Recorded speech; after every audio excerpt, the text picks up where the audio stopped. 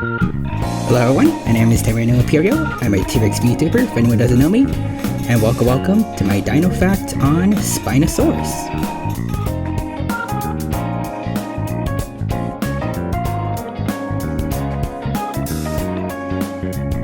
Spinosaurus is a spinosaurid from late Cretaceous, Africa. At around 14 to 15 meters long, it's no longer the largest known theropod, but it is the longest known one to date. And even to this day, it's still one of the top 3 largest megatheropods, alongside T-Rex and Giganotosaurus, forming a holy trinity of the top 3 largest carnivores to ever roam the land, specifically the land. And Spinosaurus in particular was perhaps the most enigmatic of these 3, with probably the most complex and unusual histories of any extinct taxon to date. With people joking about how it's constantly changing its form basically every single year or every couple months even, at times. But why exactly is Spinosaurus' history so haphazard and chaotic? And why does it keep changing all the time? That is what I'll be analyzing today in this video. Really hoping this is not going to be as long as my BjarkeDuDe video because, dear God.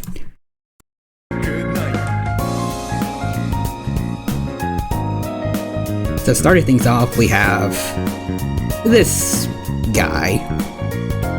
In 1915, paleontologist Ernest Stromer discovered the first remains of Spinosaurus consisting of its spines and a lower jaw mainly. And at the time, we did not have any other Spinosaurs to work with to figure out what it looked like, so the first reconstruction of Spinosaurus looked like this. Just your average theropod with a Dimetrodon-like sail just kinda slapped right on top. That's about it.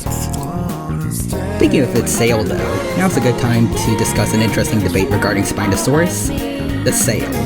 Or more specifically, the shape of Spinosaurus' sail, whether or not it was M-shaped, or more like a perfect semicircle, kinda like Dimetrodon's sail.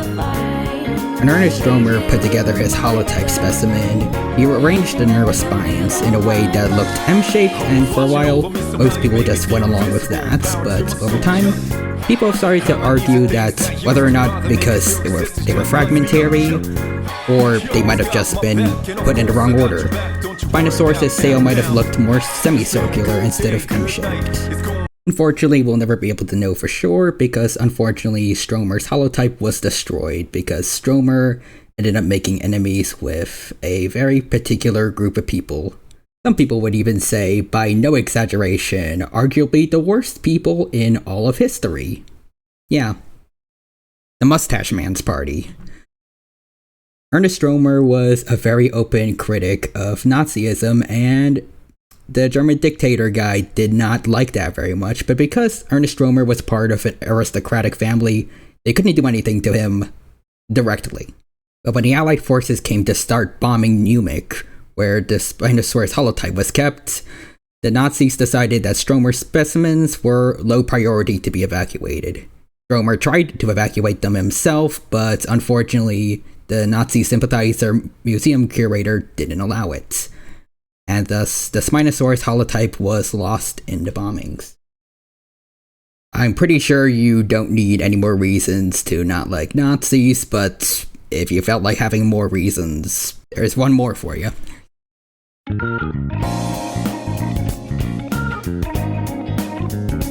In 1995, when the Munich Paleontology Museum was recreated, Wolfgang Stromer, Ernest Stromer's only surviving son after the war, donated a picture of the Spinosaurus holotype.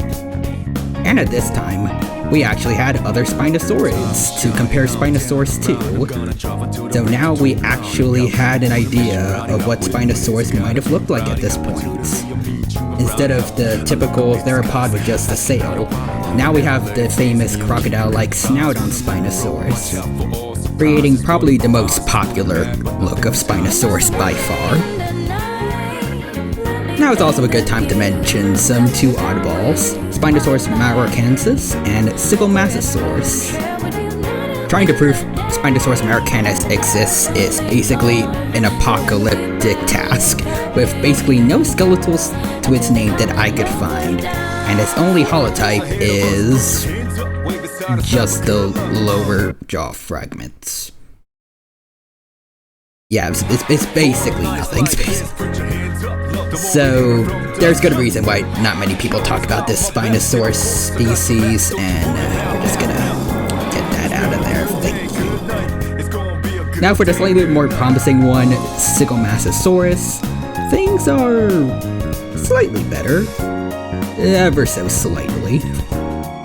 There's more fossil material to work with, but it's still not distinct enough from Spinosaurus to really be its own thing, so it also is mostly just absorbed into Spino.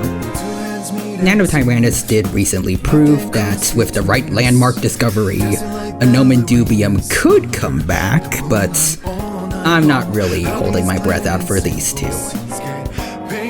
Overall, this era of Spinosaurus really started giving us an idea of what this animal looked like, and soon we'll start to see where its popularity starts to come in, or notoriety.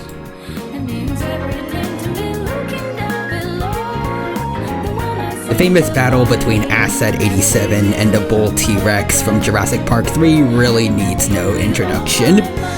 Regardless if you agree or disagree with the results of this fight, you really can't deny that this is what kickstarted Spinosaurus' rise to stardom, starting a trope that is so unbelievably popular that after 25 years after Jurassic Park 3 of this fight being repeatedly referenced, Paw Patrol is getting in on the action in their upcoming movie.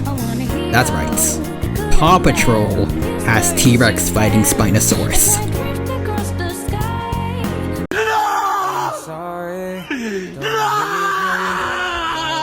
But also recall how I labeled this as both Spinosaurus' best and worst years of PR.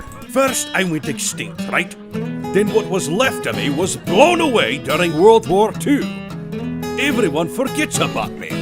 Then at last, things seem to get better. They give me this huge role in Jurassic Park 3, but then they have me kill T-Rex. And ever since, all I get is hate mail.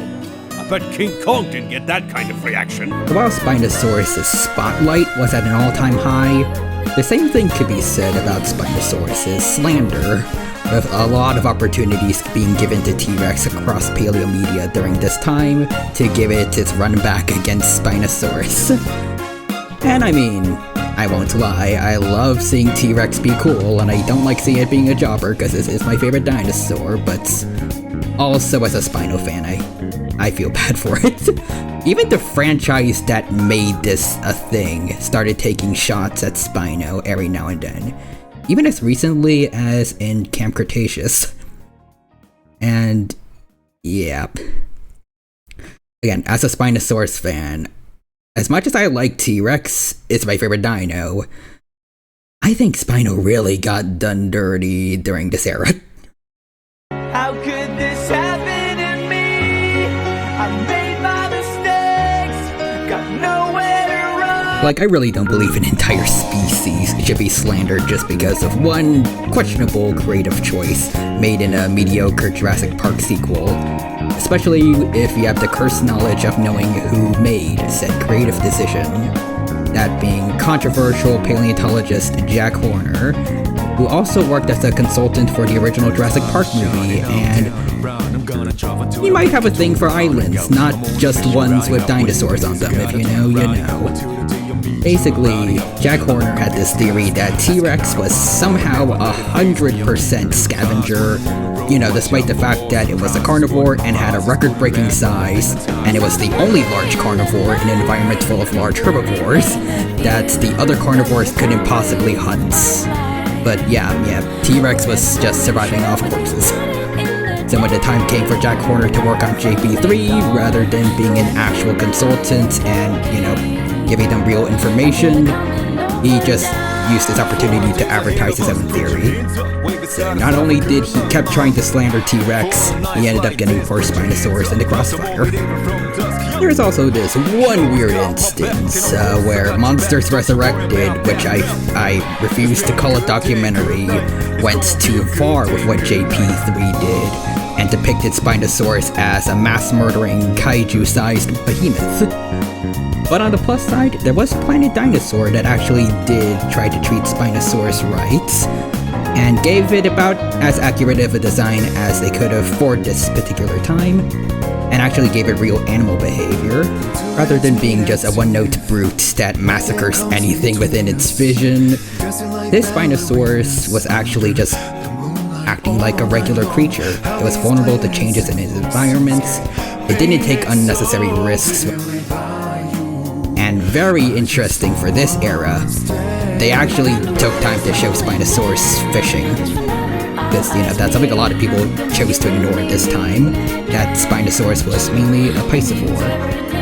But on top of being a piscivore, they still showed that it could go after land prey when it felt like it, and it was still a large and powerful enough creature in its own rights to handle other large carnivores, like its neighbor Carcharodontosaurus, when it felt like it.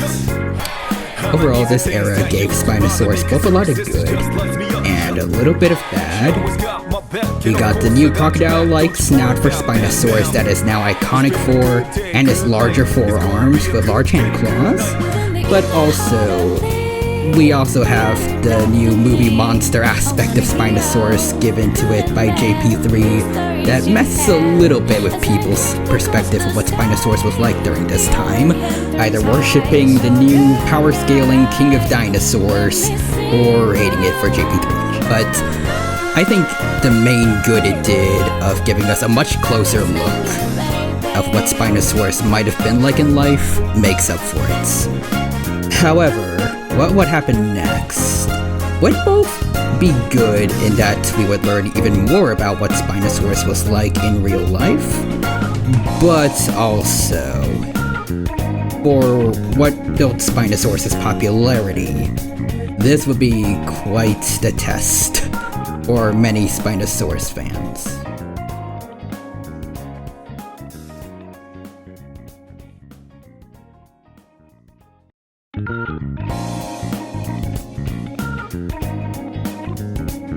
In 2014, Nizar Ibrahim would publish a paper about discovering the first substantial Spinosaurus remains to be discovered in over 50 years, and it was even believed that this new specimen might have come from the same individual Spinosaurus as the one that Stromer's holotype came from, thus creating the neotype FSACKK 11888.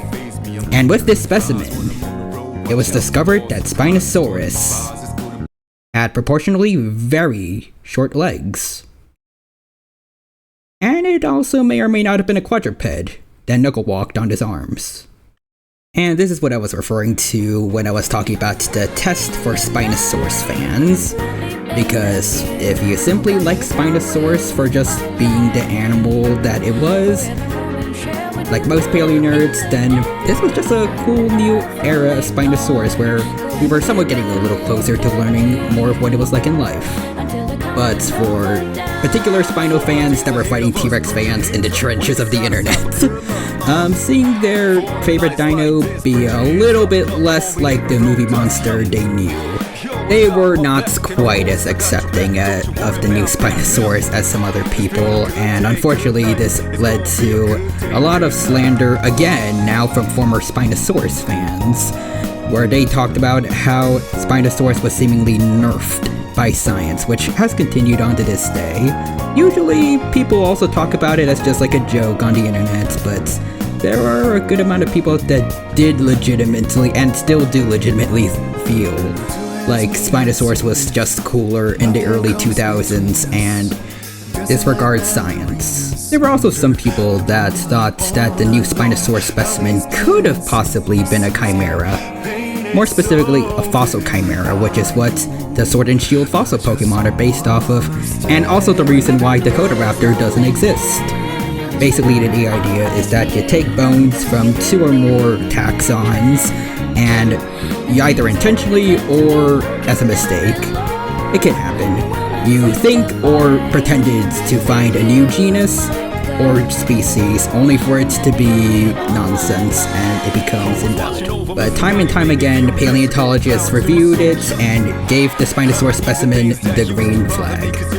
It just simply wasn't a quadruped, because unless Spinosaurus was built something like this, then his arms would not have been strong enough to support the front of its body. They simply would have just shattered under its own weight. So overall, this era gave Spinosaurus probably one of the biggest milestones so far in regards to knowledge of Spinosaurus, but at a big cost in regards to a lot of the fans it built up during the early 2000s. But don't worry, because poor Spinosaurus, even though things are rough for it in this particular era, things will get better quite soon.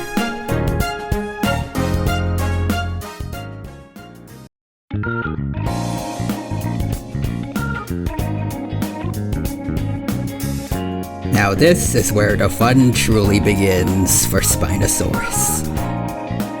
Nizar Ibrahim's specimen, back from all the way in 2014, had more remains of it being found across Morocco, and with it, we found that Spinosaurus in 2020 had a newt-like paddle tail, and this actually made things better for Spinosaurus overall. Not only did it help further improve our knowledge of Spinosaurus, but this time around, people started just accepting Spinosaurus' weirdness and started memeing on that. Spinosaurus' tendency to change so much over the course of a few years actually started to become this new strength in regards to gaining popularity, rather than being the T-Rex killer of JP3. Being the god of change became Spinosaurus' new thing, as well as just being weird in general, and I think that's what I like most about Spinosaurus.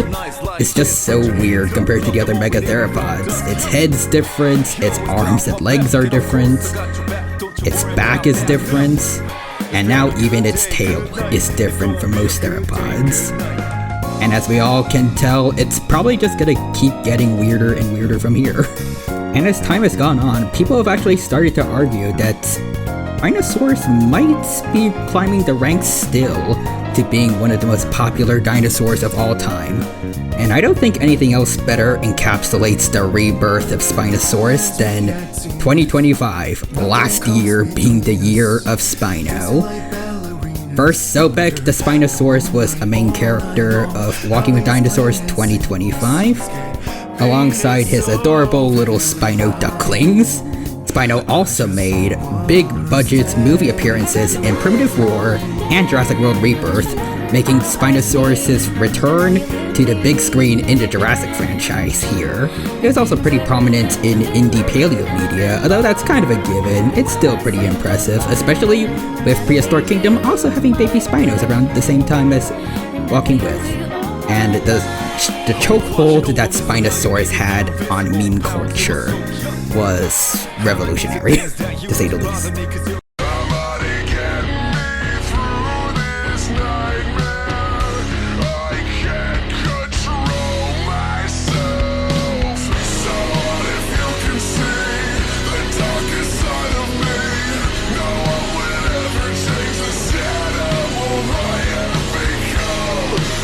So now, I can happily end this on a high note for Spinosaurus, gaining his highest reputation yet. Unicorn Wizard!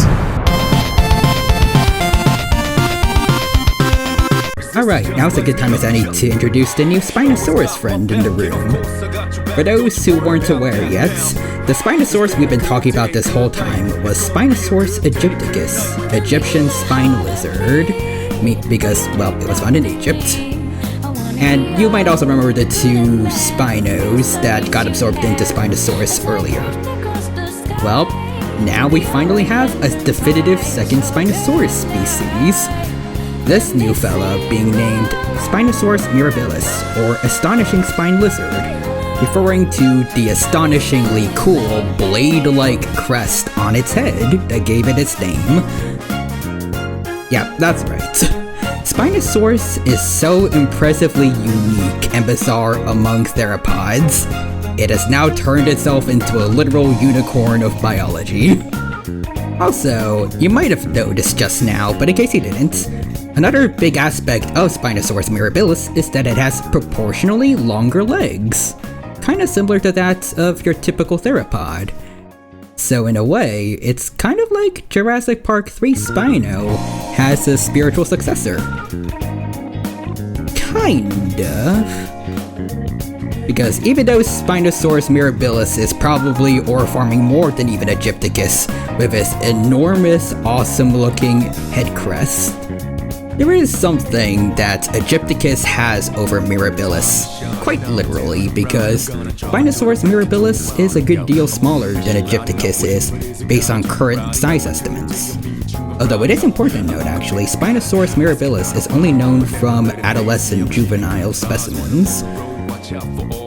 We have estimates that are likely taking that into account, but even so, we don't know its actual growth rates. So, kind of like its predecessor, it is very possible that we have not yet seen Spinosaurus mirabilis' true form.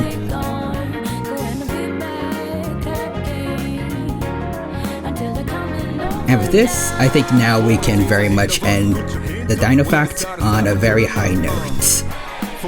Starting with just Spinosaurus aegypticus, it went from just a footnote in paleontology to one of the most enigmatic, unique, and popular dinosaurs in all of paleontology. And now, with mirabilis joining in the fray, I think it's safe to say the Spinosaurus hype train is not losing steam anytime soon. Thank you very much for watching. I also really want to say I am very sorry that this Dino Fact video took way too long to come out. I'm gonna try to do better with the next ones, hopefully every couple weeks, maybe? That's the schedule I want to give to myself. But yeah, I really hope you enjoy. Let me know what you think. Let me know what dinos you might want me to cover for some more Dino Fact videos. And that's all. See ya on some of my other socials. And until next time we meet, bye bye.